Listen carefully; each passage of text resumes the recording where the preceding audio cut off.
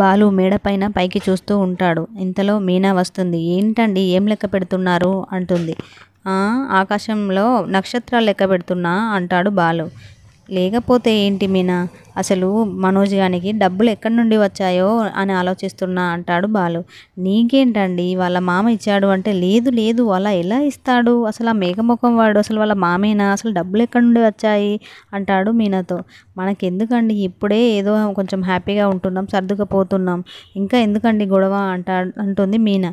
బాలు, లేదు లేదు నేను ఆ లెక్క తేల్చాల్సిందే, ఎక్కడో ఏదో నాకు తేడా కొడుతుంది అంటాడు బాలు.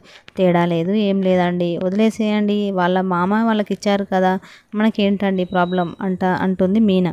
బాలు, అవునా, ఓహో అనుకుంటూ కిందికి వస్తారు. బర్త్డే పార్టీలో ఉన్నటువంటి సంజు, మౌనిక ఇద్దరు బర్త్డే పార్టీ అరేంజ్ చేసిన ఫ్రెండ్స్ దగ్గరికి వెళ్తారు. చాలా హ్యాండ్సమ్గా తయారవుతాడు సంజు. మీనా కూడా మౌనిక కూడా చాలా అందంగా తయారవుతుంది. వాళ్ళ ఫ్రెండ్స్ అందరూ కావాలని పాపం మౌనికను ఇన్సల్ట్ చేస్తారు.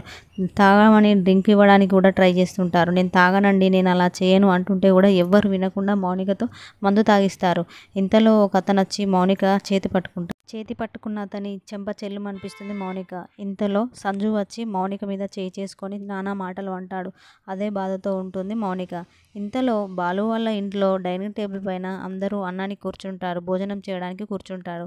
ఒకరినక ఒకరు వచ్చి భోజనం చేస్తూ ఉంటారు. ఇంతలోనే బాలుకు మైండ్లో ఒకటే ఆలోచన, అసలు ఈ డబ్బులు ఎక్కడి నుంచి వచ్చాయి అనే ఆలోచనే ఉంటుంది.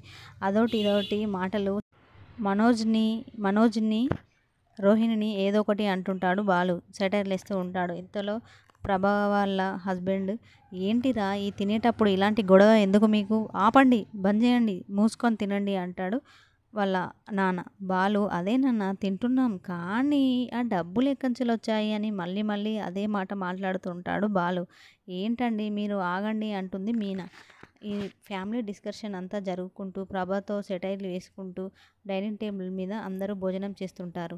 ఇంతలో బర్త్డే పార్టీలో జరిగిన అవమానానికి నువ్వు ఇక్కడ ఉండకు, వెళ్ళిపో, గెట్ అవుట్ ఫ్రమ్ హియర్ అంటాడు సంజు. ఇక్కడ నుండి వెళ్ళిపో అనడంతోనే ఏదో చాలా బాధతో మౌనిక ఏడుస్తూ ఒక్కతి రోడ్ పైన నడుచుకుంటూ వస్తుంది. ఎలా వెళ్తున్నా, ఎక్కడికి వెళ్తున్నా అనేది తెలుసుకోకుండా చాలా బాధగా ఆవేశంతో బయటికి వస్తూ రోడ్ పైన నడుచుకుంటూ వస్తుంది మౌనిక. వాళ్ళ ఫ్రెండ్స్తో సంజు చాలా హ్యాపీగా పార్టీ జరుపుకుంటాడు. కావాలనే పాపం తనని బాధ పెడతాడు, కావాలనే హింసిస్తుంటాడు.